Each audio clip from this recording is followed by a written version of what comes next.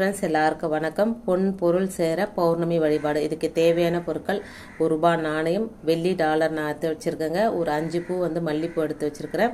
ஒரு மோதிரம், தங்க மோதிரம் எடுத்து வச்சுருக்கிறேன். ஒரு பிஞ்ச் அளவுக்கு கஸ்தூரி மஞ்சள், ஒரு கொத்து வேப்பலைங்க. இதுதாங்க இதுக்கு தேவையான பொருட்கள். ஒரு கண்ணாடி டம்ளர் எடுத்துட்டு அதில் சுத்தமான தண்ணி விட்டுட்டு முதல்ல ஒரு பிஞ்ச் அளவுக்கு கஸ்தூரி மஞ்சள், அடுத்து மல்லிப்பூ, அதுக்கப்புறம் ₹1 நாணயம், அந்த வெள்ளி டாலர், என்கிட்ட இருந்த வெள்ளி டாலர், தங்க மோதிரம், கடைசியாக வேப்பலைங்க.